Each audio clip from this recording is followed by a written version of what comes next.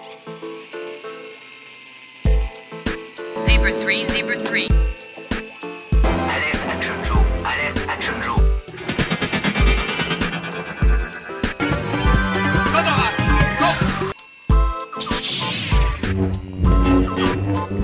I'll be back. Bonjour, alors je suis Jean-Marc Deschamps, président de l'association Les Gentlemen Collectionneurs. Voilà, alors là on est sur le thème Alien, mais je vais vous laisser nous dire un petit peu parce que ça va beaucoup plus loin que ça, votre passion. Alors effectivement, les Gentlemen Collectionneurs n'est pas une association fan club. Nous sommes une association passionnée, nous sommes des passionnés de science-fiction en général. Et principalement, je dirais. Mais cette année, si vous voyez par exemple du Alien, c'est parce que l'année 2019, c'est l'année des 40 ans du film de Ridley Scott. Bon, le film est sorti en 1979. Alors on a décidé de fêter les 40 ans d'Alien. Mais l'année précédente et puis les années précédentes, donc on a fait du Battlestar Galactica, du Cosmos 1999, on a fait du Star Trek, du Star Wars, etc., etc. Quand on se lance sur des sujets comme ceci, parce que là on dit on va faire le 40e anniversaire d'Alien, m'en voulez pas, je me promène un petit peu en même temps qu'on cause, mais du coup ça veut dire quand même que tout ce qu'on voit, c'est quasiment vous qui les avez créés, il y a des pièces de collection aussi, mais par exemple le scaphandre, c'est vous qui l'avez créé? Alors comme ça la collection, la tête de hache, la collection présentée ici, de toute façon, comme toutes les collections que l'on présente, ce sont des collections qui sont composées d'objets éclectiques. Cela va du petit objet un petit peu simple vers la statuette un petit peu plus poussée d'un point de vue qualité, un petit peu plus onéreuse aussi. Et puis il y a également quelques documents et il y a également des maquettes. Alors comme nous sommes aussi des maquettistes, eh bien on monte des maquettes, on assemble des maquettes que l'on peint nous-mêmes. Alors donc une collection qui est présentée n'est pas spécialement une collection de maquettes vulgairement, mais une collection d'objets qui sont censés en effet représenter le thème que l'on s'est fixé. Alors, je reviens sur le fait, on décide l'année dernière de parler du thème Alien. Quand on regarde tout ce qu'il y a ici, qui est absolument magnifique, hein, franchement, oui. Voilà, Mais par exemple, là, l'exemple typique. Alors, l'exemple typique, pour faire le laboratoire de H, qui est l'androïde du premier film, autour duquel tourne tout le film, et bien l'intrigue effectivement, parce que c'est H quand même qui décide de sacrifier l'équipage pour récupérer cet alien. Le laboratoire qui est ici, qui est censé être le laboratoire de H, qui n'est pas screen accurate comme on dit, mais qui représente un petit peu l'essence de ce qu'on peut retrouver dans le film, eh bien c'est une composition avec un petit projecteur, un truc de diapo. Ouais, d'accord. Ah, vous voyez, et puis un petit microscope de gamin acheté sur une brocante, et il a détourné l'écran, et puis voilà, on crée une petite ambiance quand même assez sympathique. Chacun choisit la pièce qu'il veut construire. Alors on a avec Olivier qui est le trésorier, on est les deux, on va dire, les maîtres à bord de l'association. On a d'autres membres bien entendu, mais bon, on donne le son de cloche. Et bien on a des prédilections. On adore tous les deux, on affectionne tous les deux des vaisseaux spatiaux, mais moi j'aime beaucoup plus les monstres. Alors donc je me suis principalement occupé de la peinture et de composer la collection avec les monstres, les aliens même, hein. Ici on a un exemple de l'ingénieur, on a les facehuggers, l'alien même, l'arène alien qu'on va voir un petit peu plus loin, et puis Olivier s'est occupé par exemple de Sulaco et d'autres petits personnages, etc. Quand on a un artiste comme Giger qui a créé l'alien, est-ce que ça amène un plaisir un petit peu en plus? Parce que c'est quand même une création artistique. D'accord, c'est un film d'horreur de science-fiction, mais c'est au-delà de ça, c'est de l'art moderne à l'époque. Pour moi, c'était vraiment... il y a les deux, quoi. Il y a les deux univers qui... Alors en effet, Giger qui a donné la patte, c'est lui qui est derrière l'Alien, hein, il a créé l'Alien. J'ai eu la chance de le rencontrer par 2 fois et donc de l'interviewer pour un magazine à une certaine époque, qui était une personne vraiment très, très charmante, très, très ouverte, très imaginative bien entendu, ça tout le monde le sait. Et effectivement, il y a l'esprit Giger qui est conservé, qui est respecté dans l'exposition, enfin en tout cas pour cette collection.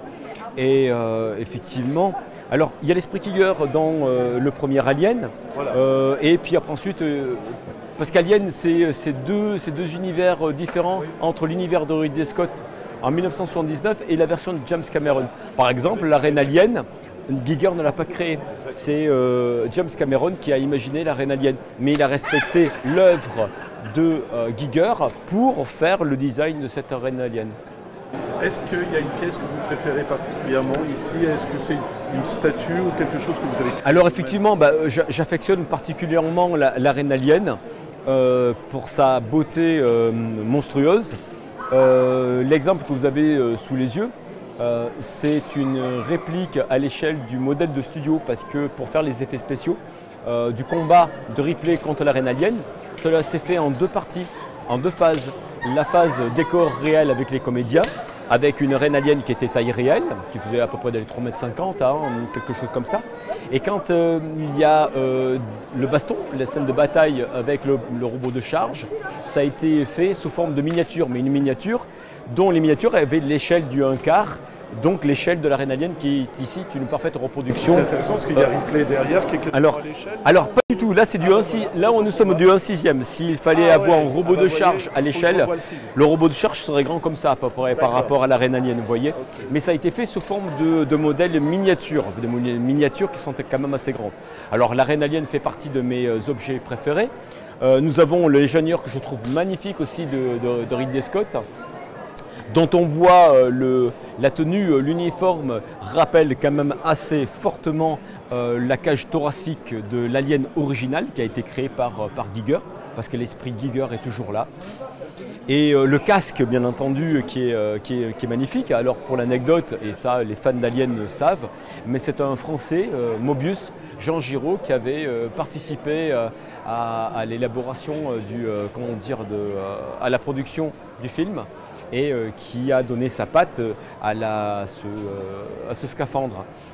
Pour l'anecdote, je dirais que le logo que vous voyez en face et qui est ici imprimé sur une magnifique bâche vient directement du créateur du logo qui s'appelle Michael Dorrett, qui est un Américain, un graphiste américain, à qui la production à l'époque en 1978-79 elle devait demander de travailler sur le titre d'Alien, du film Alien. Le voici, mais son graphisme était tellement ostentatoire, en révélait trop sur l'essence même d'Alien, que sa titraille a été écartée au profit d'un titre beaucoup plus sobre, tout en lettres bâton, vous voyez. Je suis rentré en contact avec Michael Dorrett, qui est le créateur original, à qui j'avais envoyé une photographie du poster qui se trouve juste en face. Et ce poster-là date de 1979-80. C'est un poster que j'avais acheté quand j'étais gamin. Et j'avais toujours été intrigué par cette titraille qui est vraiment différente du titre officiel. C'était un poster officiel? Ah, ça c'est un poster officiel, absolument. Et ils avaient ce logo-là? Alors il y avait ce logo-là à la sortie du poster. Je suis rentré en contact avec Michael Dorrett aux États-Unis et je lui ai envoyé les photos par l'intermédiaire de son site internet. Et il m'a fait une révélation, il a dit « Je te remercie de m'avoir envoyé ce poster-là parce que c'est le deuxième seul et unique document que je connais comportant mon titre original. » Le premier, c'était un transfert à chaud, et le deuxième, c'est le poster qu'il venait de découvrir au moment où je l'ai envoyé. Et on a bien sympathisé, et à tel point qu'il nous a envoyé, donc il a envoyé à l'association son document original sous forme d'un document haute définition, et on a pu imprimer ça sur une bâche. Et en cadeau, en retour, on lui a fait fabriquer une bâche qui comporte ce titre. Voilà. Et donc ça, c'est le titre original d'Alien. Est-ce que sur un film comme celui-ci, il y a plus de plaisir à bosser? Est-ce qu'il y a des... Je sais pas, c'est la beauté, moi je trouve que c'est vraiment... Alors, il y a une beauté organique qui est indéniable, c'est vrai. Ça fait partie des films de science-fiction qui sont à la fois des films d'horreur, des films fantastiques. Je parle bien pour l'Alien de Ridley Scott, parce que ce sont vraiment deux univers différents, j'insiste là-dessus, parce que l'univers de Ridley Scott, par exemple, est un univers dont la base, le fond, c'est l'évolution. Qui fait quoi, qui invente quoi. Donc on apprend que ce sont les ingénieurs extraterrestres qui créent la vie sur Terre, et donc les humains. L'humain crée les hommes synthétiques, L'homme synthétique, par l'intermédiaire de David, crée les aliens détruisent les hommes, et c'est une histoire d'évolution. On a ce germe-là dans l'essence même de Ripley, Sigourney Weaver, puisque personnage féminin assez effacé, et on se rend compte que c'est elle qui va faire face à l'alien, et avec brio, et qui va combattre l'alien, qui va s'en débarrasser, et donc elle va devenir vraiment une super-héroïne. Et encore plus super-héroïne dans le film de James Cameron, puisque finalement, quand elle part avec les Marines, dont les bras sont remplis de muscles, de biceps, de testostérone, armés jusqu'aux dents, et veulent en découdre avec les aliens, etc., en fait, se retrouvent comme des lopettes, des gamins devant l'alien. Ils ne résistent pas face à la force et à l'adversité. Et seul Ripley est capable de se transmuter de personnage féminin, devient cette fameuse super-héroïne pleine, elle aussi, de testostérone, et capable de faire face à l'alien et carrément de les combattre. Voilà. Et c'est toute une histoire d'évolution. Et quand on fait des thèmes, en tout cas moi d'un point de vue personnel, j'adore ce genre de choses, parce que ce qui est important pour moi, c'est lorsque on expose, que le public passe, qu'il pose des questions, qu'on sache de quoi on parle. C'est présenter quelque chose de façon gratuite sur une table, tout le monde sait le faire, mais d'avoir le discours qui va avec, ça c'est autre chose. Et donc le but principal, ou en tout cas un des buts avérés de l'association Les Gentlemen Collectionneurs, c'est d'abord de partager des passions, et aussi de partager des points de vue et des connaissances qui permettent d'enrichir les uns et les autres. Je ne dis pas qu'on joue les professeurs, mais bon, nous possédons des connaissances parce que on a étudié la chose. Dernière question, sans vouloir dévoiler, je ne sais pas si vous voudrez le dire, l'année prochaine, le thème. Alors on sait déjà ce qu'on va faire. Ça a un rapport avec la force. Ok. Bon bah ça va. Beau défi, parce que là aussi, il y a eu tellement de choses, je pense que pour vous, il va falloir, c'est pas une pression, mais être originaux, non? Alors, effectivement, être original, ça c'est le souci lorsqu'on prépare une exposition. Alien, dans le cas d'Alien, personne n'avait fait Alien, parce que c'est difficile, parce que le sujet est populaire sans l'être, parce que les objets sur Alien sont à la fois rares, un petit peu précieux, épais. On n'a pas toujours envie, tous les collectionneurs n'ont pas envie d'avoir à la maison un monstre, alors que le monstre original quand même de Giger, il est super beau, il est tout organique, tout en sexualité, parce que Giger, quand elle l'avait imaginé, eh bien c'est du sexe, ça dégouline de sexe, le premier alien. Hein. Le cycle de reproduction de l'alien, la forme de l'alien, la bave, je ne vais pas faire de commentaires là-dessus, l'œuf, etc. En fait, la façon dont il s'ouvre, c'est purement organique, c'est purement sexuel.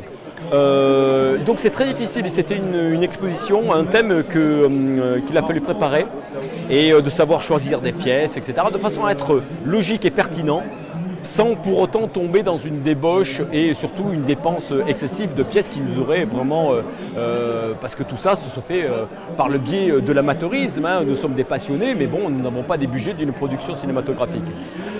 Après, concernant d'autres thèmes, et le thème par exemple de Star Wars, il y a plein de collectionneurs qui ont plein de pièces qui nous surpassent en quantité et très certainement en qualité. Mais il y a une façon de les présenter que les gentlemen collectionneurs se glorifient un petit peu d'être, d'être un petit peu les pionniers là-dedans. On veut donner une qualité de présentation tout en mettant les petits plats dans les grands, vous voyez. Alors ça c'est fait notre force et notre plaisir aussi, de pouvoir montrer quelque chose de façon simple, mais de façon, le côté gentleman et classe, voilà. Oui, ça c'est ce qu'on aime. Est-ce qu'il y a un site internet, quelque chose pour découvrir? Alors nous avons une page Facebook des Gentlemen Collectionneurs, les Gentlemen Collectionneurs, avec le logo, avec le GC et les petites fusées qui s'en vont. Voilà. Merci. Au revoir.